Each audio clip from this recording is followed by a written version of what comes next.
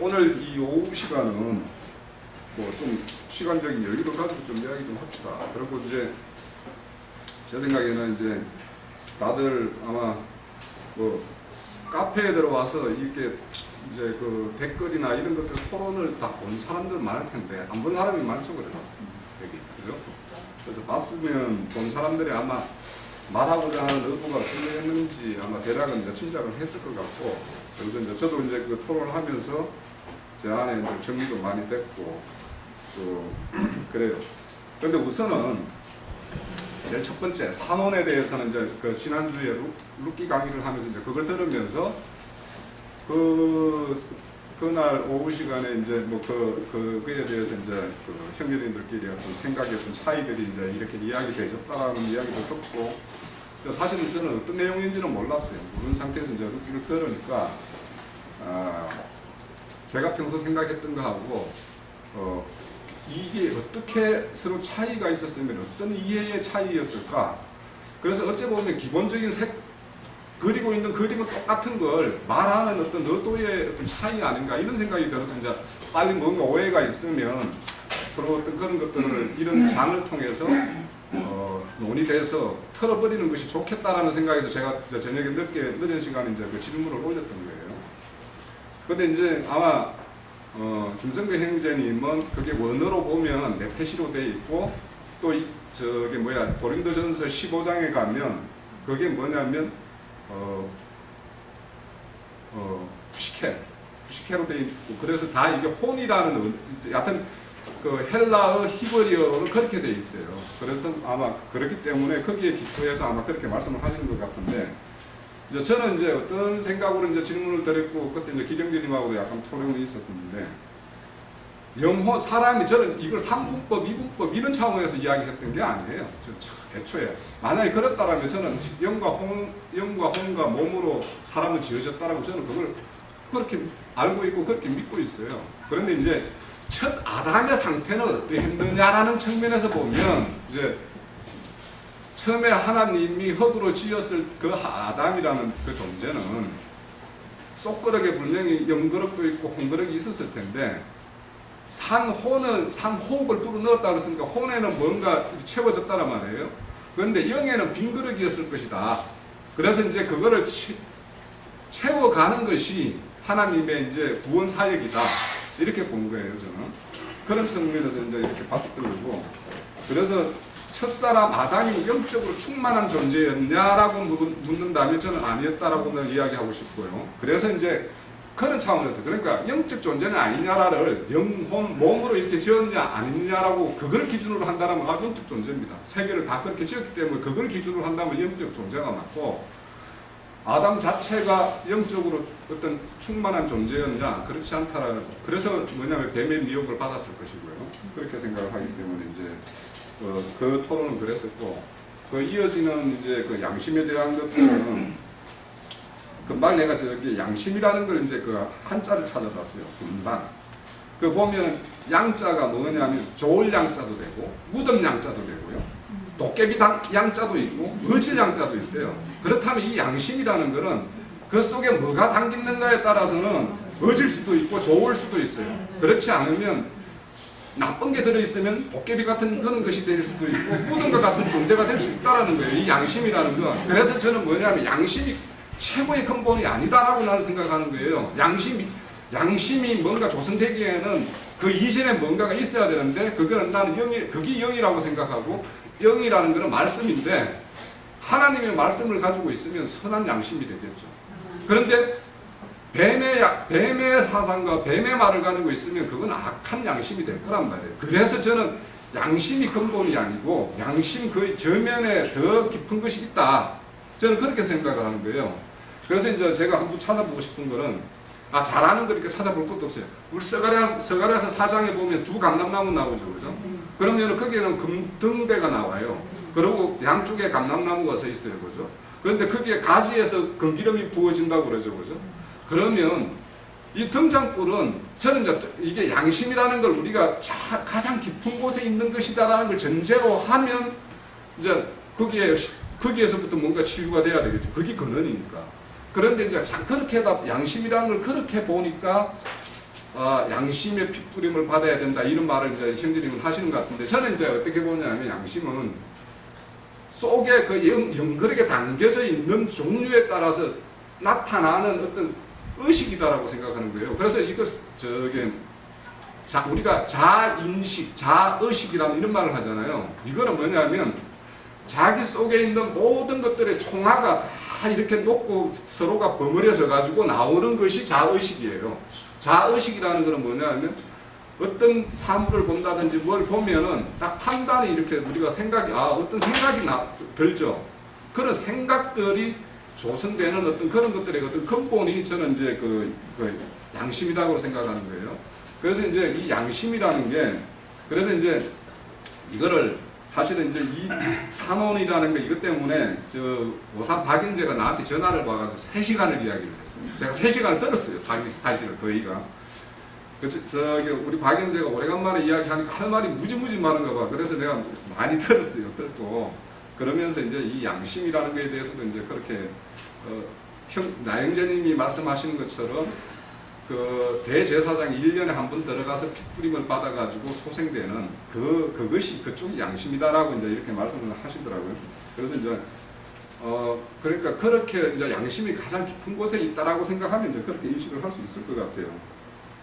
그런데 우리가 이제 아까 제가 이제 그 말씀 자료 형제님 자료 만들어 준 것 중에서 앞에서부터 좀 1페이지에 보면은요. 창세기 2장 7절에 흙으로 사람을 지으시고 할 때 짓는다 이게 야차를 해가지고 이게 뭐냐면 어떤 재료로 뭘 빚는 거예요. 빚는 거. 빚는데 이 야차라는 거는 이제 이렇게 빚는데 우리 창조에는 말이 세 가지가 나온다고 그랬죠. 바라, 야차르, 아사라는 말이 나오는데 그 아사라는 말이 어디에 나오냐면 그 밑에 이사야서 47장 16절에 보면 내가 장구인은 노하지 아니할 것이요 나의 지연할 게 있죠. 지연. 이게 아사예요. 아사라는 말은 야차로 된 어떤 그 존재 속에다가 하나님이 일을 해서 거기를 자꾸 채우는 거예요. 하나님 뜻대로 채워간다라는 뜻이에요. 이게 아사라는 말을. 그래서 뭐냐면 이사야서 57장 이것도 여기에서 내 영과 혼을 소생한다라는 것도 뭐냐면 우리 신앙하는 게 첫 아담의 회복이 아니거든요. 그죠? 그건 아니잖아요. 그죠?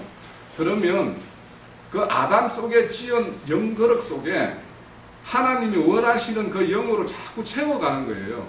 자, 제가 왜 양심이라는 게 이 영의 지식의 지배를 받는 요소라고 보는 거는 우리가 어떤 하나님이 아는 지식을 더하면 더할수록 이 양심이 변해요. 옛날에는 이상한 거에 양심의 가책을 받았는데 지금은 어떤 부분에서는 그거 아무것도 아니네 해서 거기에 대해서 가책을 안 받는 게 있죠. 그죠? 이런 것처럼 이 양심이 가책받는 거는 어떤 그 사람이 가지고 있는 지식 속에 따라서 그 양심이 달라져요. 자, 지금 우리가 우리 이 개혁 성경에 이 지식이라는 말에 대해서 제가 그래서 거기에 굉장히 지식이 근본이다라고 생각을 했고, 근데 우리가 이 지식하면요 성경에 번역된 게 다 지식 똑같은 말인 줄 알고 있어요. 뭐냐면 고린도전서 8장 1절에 지식은 교만한다라고 할 때 이 지식은 뭐냐면 그노시스 해가지고 땅의 지식이에요. 사람이 어떤 자기 스스로 아는 지식이에요. 그런데 히브리서 10장 26절에 가면은 진리를 아는 지식 이런 말을 할 때, 또 골로새서 3장 10절에 보면 지식에까지 새로워져라 이렇게 할 때 이 지식은 앞에 고린도전서 교만은 지식은 교만하게 한다. 이 지식은 다른 거예요. 에피그노시스 해가지고 하늘로부터 알게 된 지식이라는 뜻이에요. 그러면 이게 지식이라는 게 사람들이 우리가 흔히 이제 지식하면 뭔가 이 거부감을 가지고 있는데 사실은 말이죠. 우리가 좋은 신앙을 가지려면 하나님을 아는 지식, 그러니까 에베소서 14장에 보면 하나님을 아는 것과 믿는 것에서 충만하게 자라가라고 이렇게 말하는 게 있죠. 그런 것처럼 이 아는 것이 없으면 우리가 양심 했어도 그 속에는 우리 인간적인 양심들이 많이 포함되어 있어요. 그래서 이 양심이라는 것이 이제 청결해지고 한다라는 것은 계속 말씀의 어떤 그런 핏부림을 받아서 옳은 말에 의해서 이렇게 받는데, 그러면 이 지식을 어떻게 뭘로 쌓느냐 하면은요, 선한 말이 있지만 우리는요, 그래서 산혼을 저는 어떻게 보는 게 좋을까라는 걸 많이 생각을 해봤어요. 사랑과 짐승의 차이는 뭐냐면요, 이성이라는 게 달라요. 짐승에게는 이성이 없어요. 사람에게는 이성이 있어요. 그래서 하나님의 말이구나, 이게 창조주의 말이구나, 이런 것들을 뭘로 판단하냐면 최초에는 우리가 믿기 전에는 이성적으로 받아들여요. 이성적으로 받아들이고 그것을 우리 생활 가운데서 그걸 체험하고 이렇게 하면서 그것이 이제 믿음으로 간단 말이죠. 근데 이제 그러면 이제 이 지식이 이제 그렇게 차이가 있고요. 아까 그럼 양심이라는 거, 사람의 양심이라는 게 그렇게 대단한 거냐? 성경에서 말하는 걸로 볼 때 고린도전서 4장 4절을 한번 찾아보세요.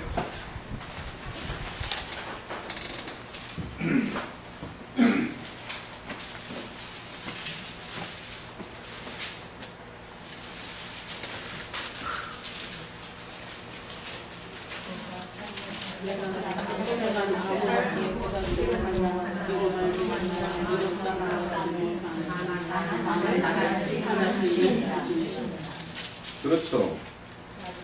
내가 자책할 것 아무것도 지금 바울 사도가 내가 내 양심상으로는 자책할 것이 아무것도 없지만 이 자책 없는 거 이것 때문에 내가 이것이 나의 의로움을 보증해 주는 건 아니다라는 거예요.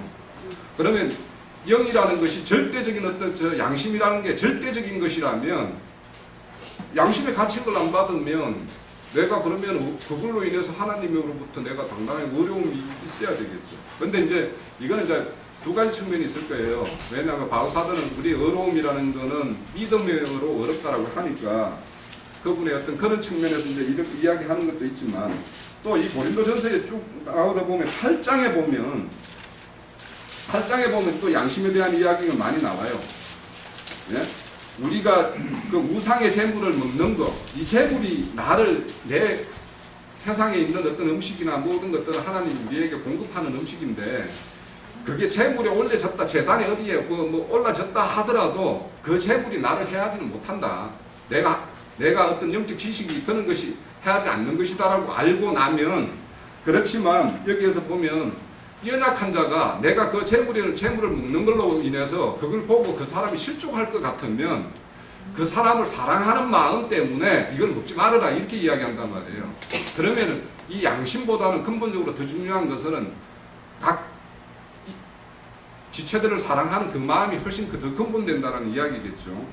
그런 것도 있고 고린도전 10장에 가면 또 이와 유사한 이야기가 있어요. 이렇게처럼 이 양심이라는 것은 실질적으로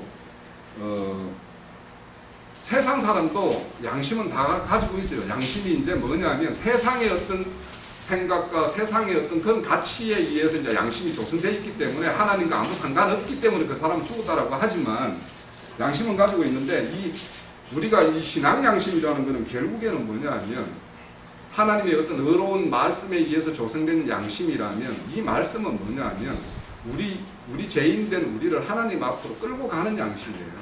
그러니까 우리를 그렇게 지키고 있는 거죠. 양심이라는 것이.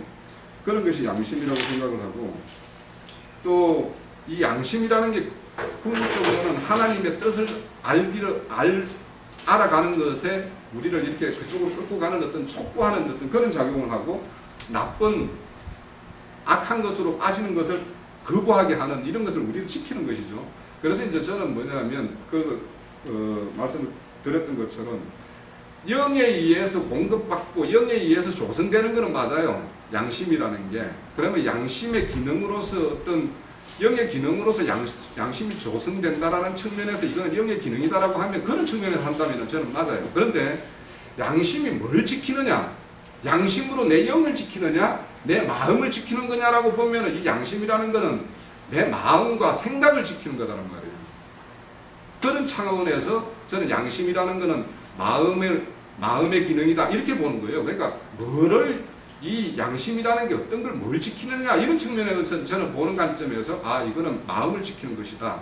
그래서 우리 등불이라는 거는 그래서 등대가 성소에 있듯이 그렇게 이제 보는 것이었고요.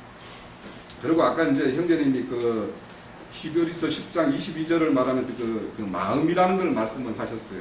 마음을 보면 이제 뭐 카르디안이냐 뭐 또 그거는 하트라고 이야기하고 누스라고 하는 거는 마인드라고 이야기를 하는데요. 마인드를 그러니까 형제님은 마인드보다 그 저기 카르디안을 더 훨씬 이제 핵심적인 화로 보는데 그런지를 한번 볼게요. 빌립보서 4장 7절이요.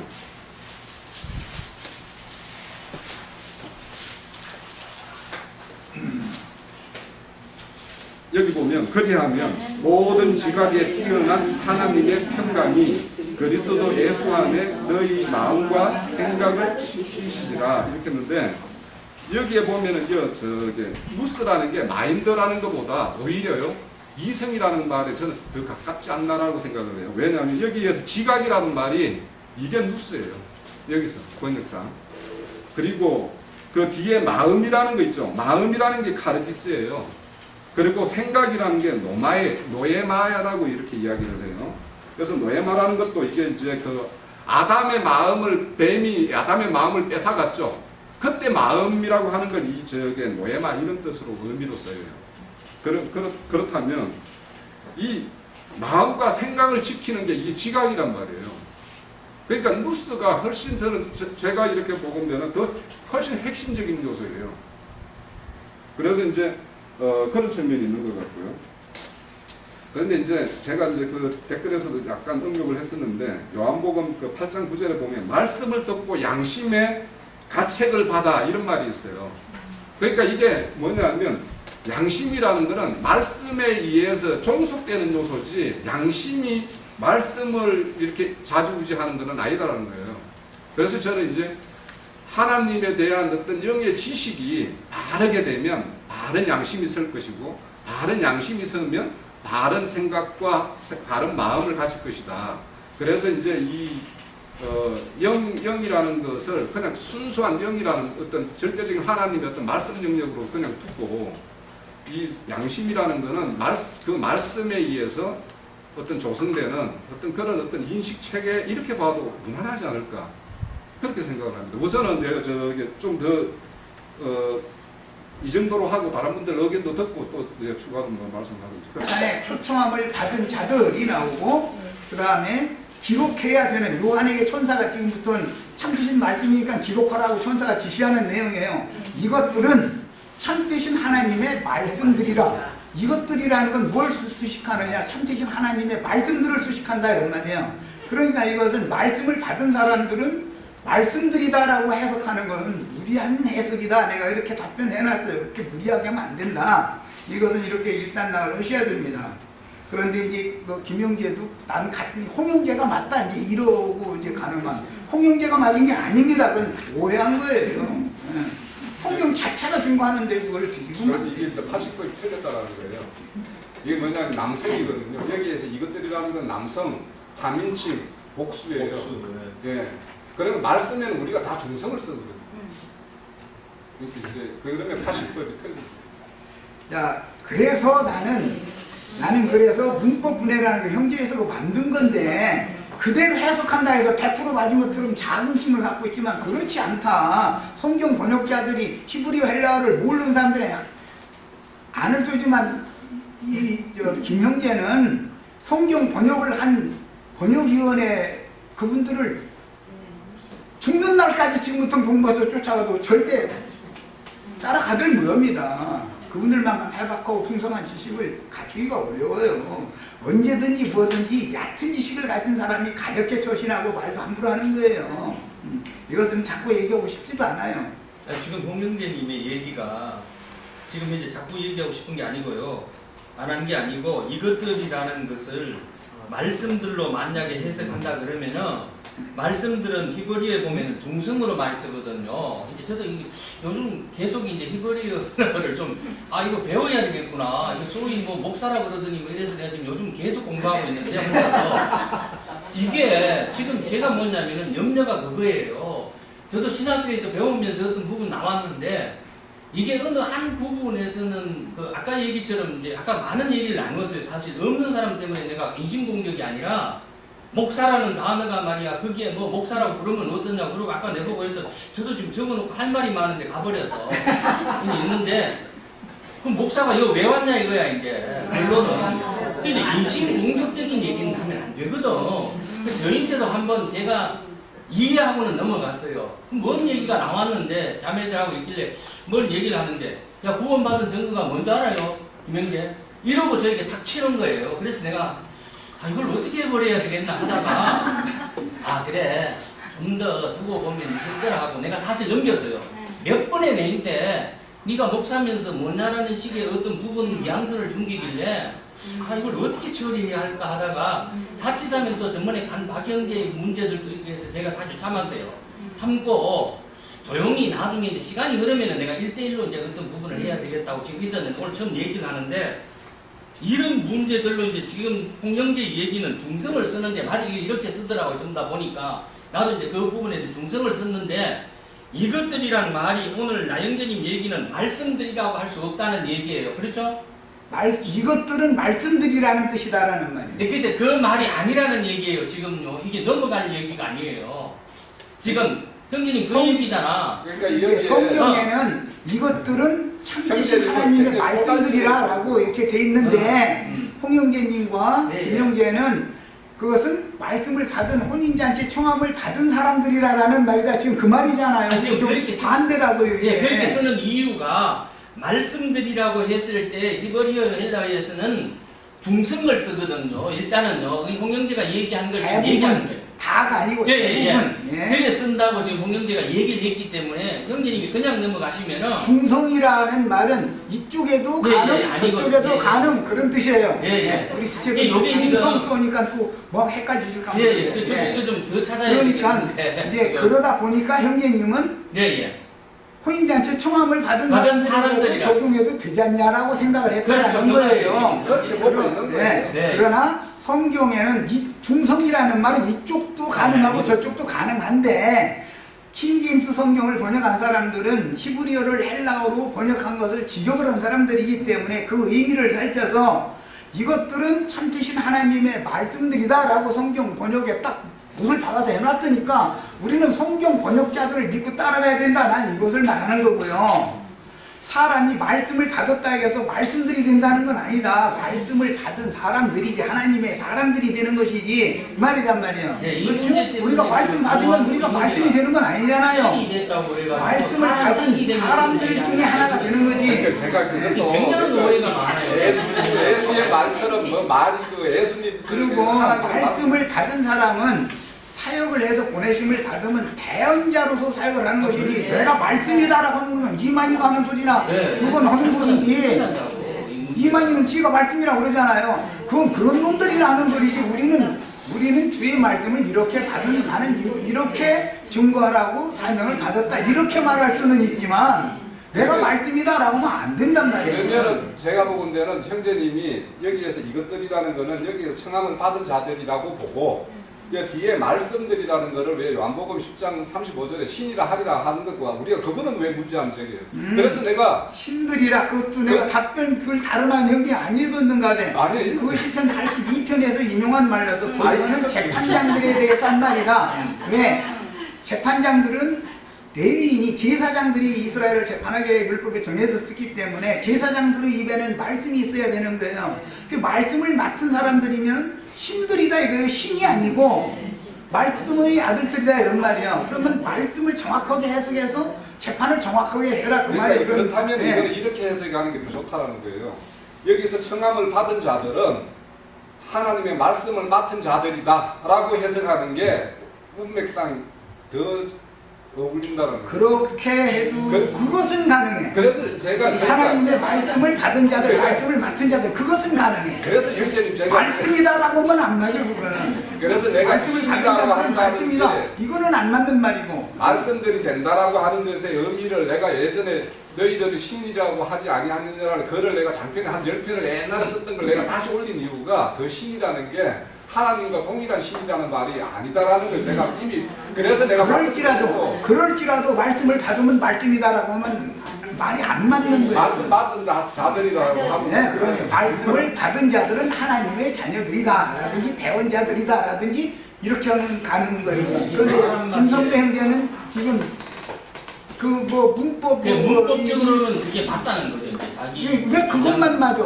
이쪽도 맞는데 중성이라는 건 양면에 다 적용이 되는 건데 이런 식으로 함부로 하면 안 된다라는 이게 거예요. 문제가 되는 거예요. 예. 자, 이제 그 문제는 이렇게 이제 일단 나왔습니다. 왜냐하면 성경 자체가 이것들은 참되신 하나님의 말씀들이라 하기로 하고 이제 그 다음에 기록하는 내용으로 들어가니까 그건 성경이 확정해놨으니까 더 이상 얘기하면 안 돼요. 자, 됐고 이번에는 양심의 처소와 양심의 기능에 관한 거예요. 홍 형제님이 지금 시간에 첫 번째 이제 제기했던 문제예요. 이제 세 가지였는데 첫 번째는 양심의 처소가 마음이냐 영이냐 이 문제단 말이에요 지금.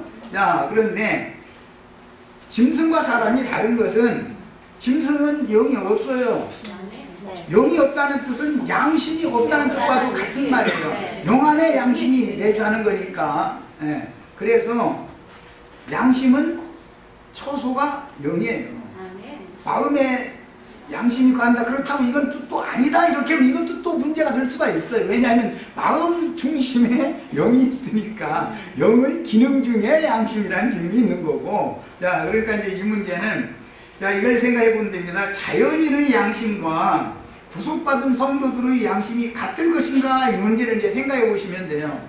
자연인의 양심은 죽은 양심이죠. 부패한 양심이라고도 돼 있어요. 어느 곳에서는 저희 마음은 부패하고 그 양심상 더럽다 이렇게 돼 있어요. 성경 표현에. 자, 이건 자연인들의 양심은 완전한 절대 기준이 못 된다 그 말이죠. 자연인들의 양심이라는 것은 죽은 양심이기 때문에 부패한 양심이기 때문에 모든 것을 판단할 때 하나님의 판단처럼 명확하게 묻는다 이거예요. 상황에 따라서 문화에 따라서 그 사람들의 처지에 따라서 자꾸 불의와 타협하고 적당하게 봐달라고 하고 이런 양심이 거듭나지 않은 양심이다 이거예요. 깨끗이 못한 양심이다 이거예요. 자, 구속받은 성도들의 양심은 무슨 차이가 있느냐? 하나님이 옳다고 하면 옳은 거예요. 하나님이 이렇다 하면 아멘으로 받는 거예요. 그것이 옳은 양심이에요. 깨끗한 양심이에요. 하나님의 말씀에 가타 하면 가한 거고 부타 하면 부한 거예요. 세상 사람의 기준에 절대 따르지 않아요. 양심이 차이가 이렇게 차이가 나는 거예요. 이걸 생각해 주시면 돼요. 그 다음에 이제 거기서 질문. 그 양심이 왜 다르냐 이거죠. 왜 다르냐? 자연인들은 양심상으로 더럽혀져 있는 상태이기 때문에 더럽혀졌다는 건 더럽혀졌다는 것은 하나님의 생명의 말씀을 고지고대로 받아들이기 전에 하나님의 일을 방해하고자 하는 마귀의 말을 받아들였다라는 것은 양심상 더럽혀진 거라고 성경이 말하는 거예요. 그 말씀에 의해서 좌우가 된다라는 거예요. 저는 이제 마음이라는 게. 자, 이제 그 문제는 먼저는 뭘 생각해야 되는 양심의 좌소가 마음이라고 해야 맞냐 영이라고 해야 맞냐. 너 성경에서는 정확하게 영이라고 합니다. 왜? 개는 양심이 없어요. 그건 무슨 뜻이요? 양심의 좌소가 영이 없기 때문에 개에게는 양심이 요구할 수가 없는 거예요. 그래서 내가 이제 댓글을 다룰 때 짐승들은 어떻게 살다가 죽어도 사후에 가서 자기의 생애에 대해서 하나님 앞에 책임 추궁 당하지도 않고 책임지지도 않는 거다. 짐승들이라는 건 왜? 근본적으로 영이 없으니까 하나님과 교통하는 기관 자체가 없는데 그걸 하나님이 책임 추궁하지 않는다. 그러나 사람은 짐승과 달리 이 생을 한평생을 살게 한 다음에 어떻게 살았는가를 가지고 최후로 반드시 심판을 받게 돼 있다. 그걸 우리는 준비하는 거다. 이것이 신앙생활이다. 이렇게 답변을 정확하게 해놨어요. 네, 이것도 참조하시기 바래요. 자, 그 다음에 이제 마음의 문제인데 하나님은 사람의 중심을 살피신다 이렇게 돼 있어요. 자, 자연인의 마음과 구속받은 성도들의 마음이 같겠는가 이걸 또 생각해 보는 거예요. 아까 양심도 자연인의 양심과 구속받은 성도들의 청결케 된 양심이 같겠는가 이걸 생각해 봤죠. 그럼 답이 나오니까 말이에요. 마음도 마찬가지예요. 자연인의 마음은 이미 양심상 죽었기 때문에 그 마음은 부패하다 이거예요. 썩은 거다 이거예요. 썩은 마음이다 이거예요. 다만 걸음덩이에 지나지 않는 거예요. 그런데 그렇게 만드는 것도 하나님의 지혜예요. 걸음이 풍족한 땅에다가 그 마음밭에다가 말씀 씨를 뿌려서 농사를 해야 되기 때문에 사실은 걸음 준비한 거예요, 그게. 자, 그런데 그래서 아담이 금령의 나무를 먼저 따먹는 것도 하나님의 지혜다, 이게. 근데 그 얘기를 자꾸 한 거잖아요. 자, 자연인의 마음이라고 하는 것은 전부 위선이다, 이거예요. 선한 생각 가지고 뭐 좋은 마음을 가진 것 같죠. 뭐 이웃돕기, 예를 들어서 이웃돕기 하는 것은 나쁘다 그 말이 아니라, 이웃돕기라도 하면은 마음이 흐뭇해. 나는 돈이 없어서 마음은 있는데 돈이 없어서 이웃돕기에 참여를 못했어. 그러면 내가 하나님 앞에 죄를 진 것 같이 자꾸 걸림이 돼. 이것은 자연인의 마음이다, 이거예요. 하나님의 마음은, 구속받은 성도들의 마음은 하나님을 섬기는 마음이다. 이런 마음을 히브리서 10장에서는 참마음으로라고 돼 있어요.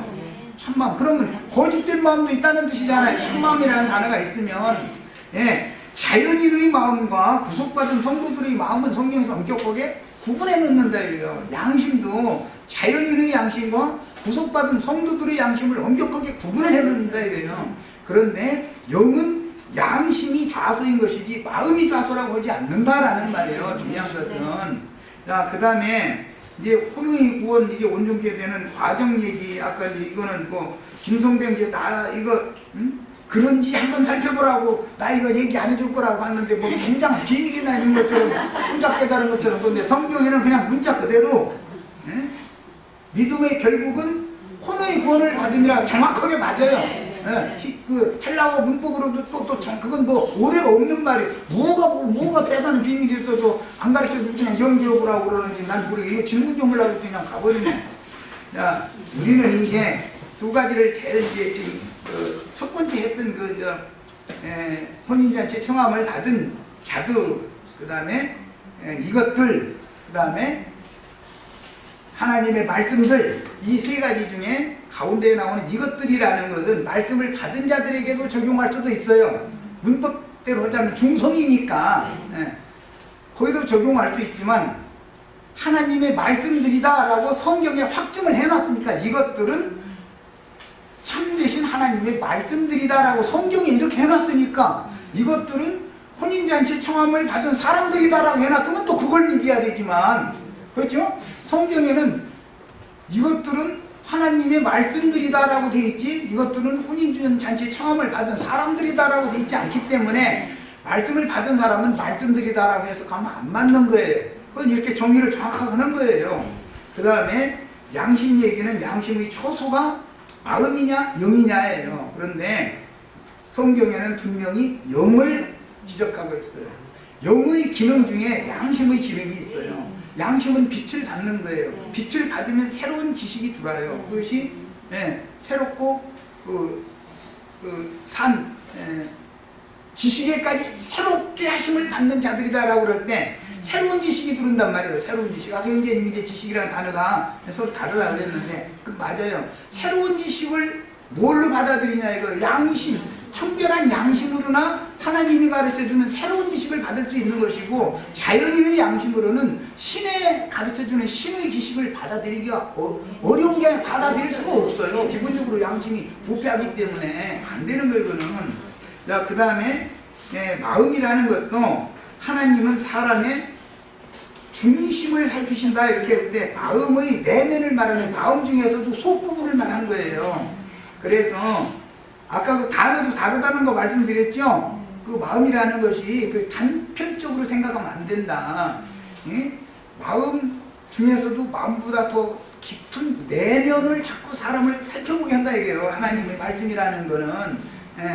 그래서 구속받은 성도들의 마음과 자연인들의 마음은 다르다라는 것을 정리하시면, 이제 오늘 토론은 이것으로 이제 충분하다고 생각합니다.